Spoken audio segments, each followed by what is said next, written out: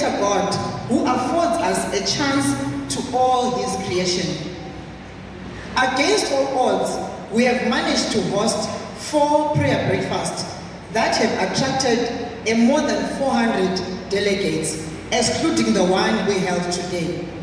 Today, we are making up the 5th prayer breakfast to have a total of, I'm sure, about close to 600 delegates.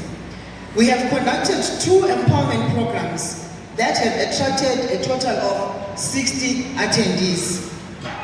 All these programs were planned and executed within a period of 1 calendar month. Next year, we promise to give you dates well in advance of each program. Our vision at WOSAD is to see empowered women. We believe in the unique blessings that God endowed women with to build strong communities. The environment that we find ourselves in requires that every woman be spiritually nourished, socially nurtured, and economically empowered. This will enable them to lead successful lives. WOSAD is your all-in-one solution to all these 3 cardinal pillars for women empowerment. We are going to continue with our spiritually enriching prayer breakfast programs. We promise more spirit-filled and soul-enriching guest speakers and guest groups. We are going to set up a business chamber for Adventist women in business. This will help us coordinate our networking so that we avoid competing with one another, but instead we collaborate. We will also set up a business desk at our offices. This desk will help us identify and explore business opportunities from among ourselves. Our offices are in North End and we are housed at the ASI offices. Let me explain our relation with ASI, which seems to confuse some. ASI is a church-recognized association of Adventist business people and professionals. As a founder of WOSAD, I am a fully subscribed member of ASI. I also happen to be the Vice President of ASI in the West Zimbabwe Conference. Because of my involvement with ASI, I have given myself an obligation to assist ASI with its membership drive.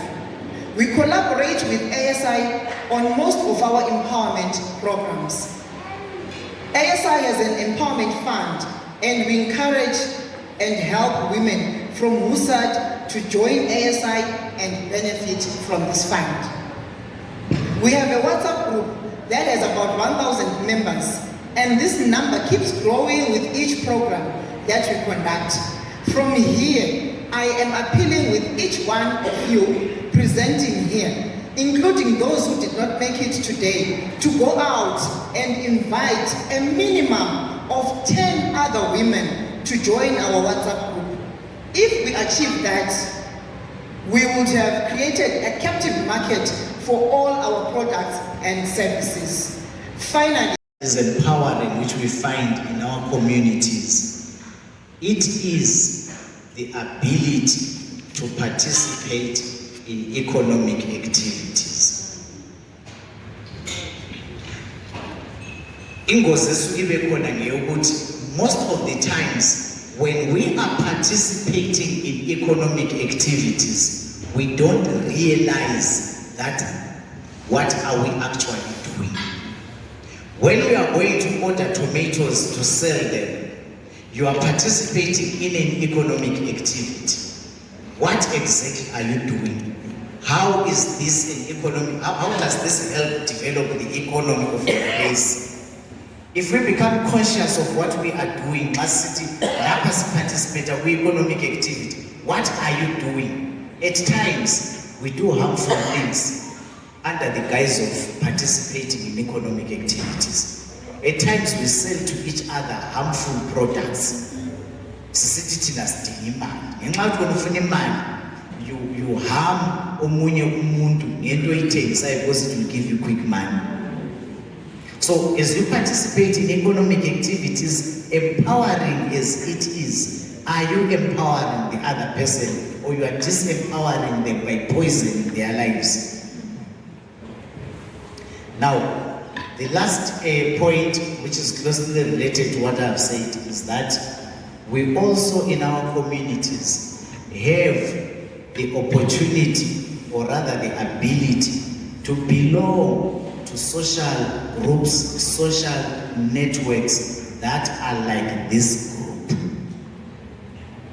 Now, when we are in a group like this one, we miss the empowering aspect of being part of a group like this one, because we come here as individuals and live here as individuals.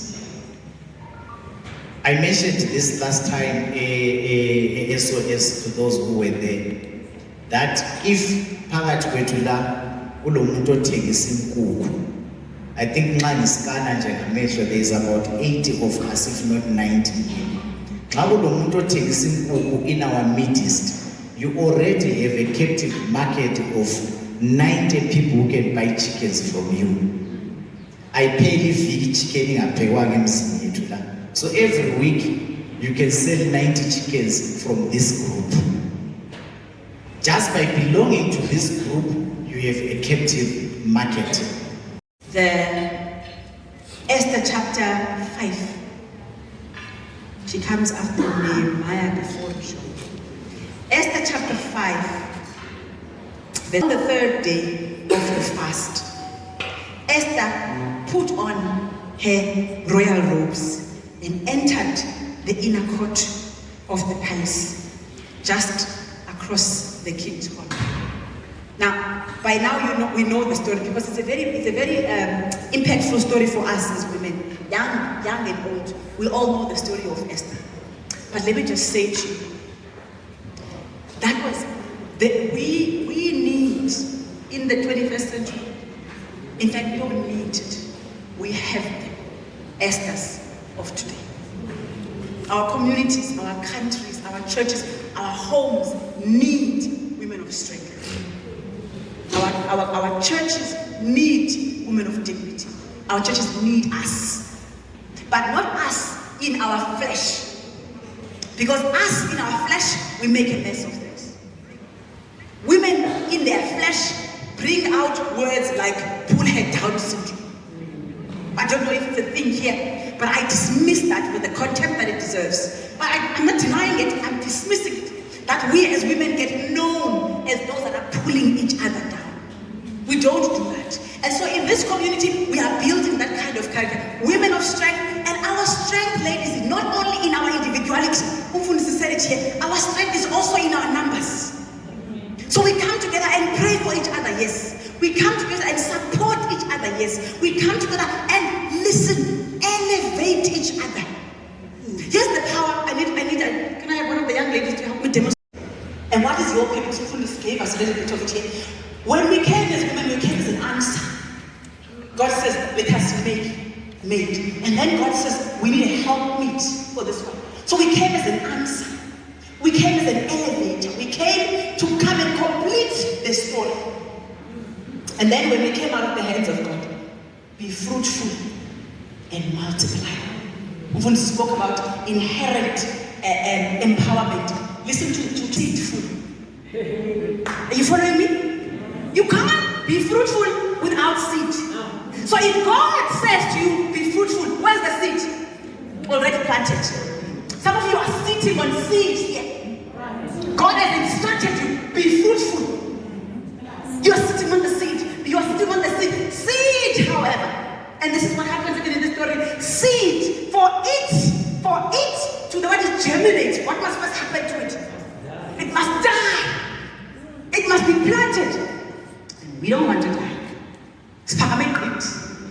We don't want to die. We do not want to lose self. And so some of us, what stops you from becoming the best version of yourself, that which God has created you for, is that you are refusing to die. So you are sitting as seed on top of the ground. You're going to be buried right? Have a moment where it's silent, like God is not saying anything. No, it's not silent. You are developing, you are germinating, and before we know it, the shoot will come. And not even the devil can stop you there. I don't know where you are at, whether you did indeed die, you are busy growing now, or whatever it is. Anyway, so Esther is placed in Persia at that time. We now know, right, from chapter 4, where it says, who knows that you are in the kingdom for such a time as this. Let me summarize it. So Haman, I must mention Haman, right, as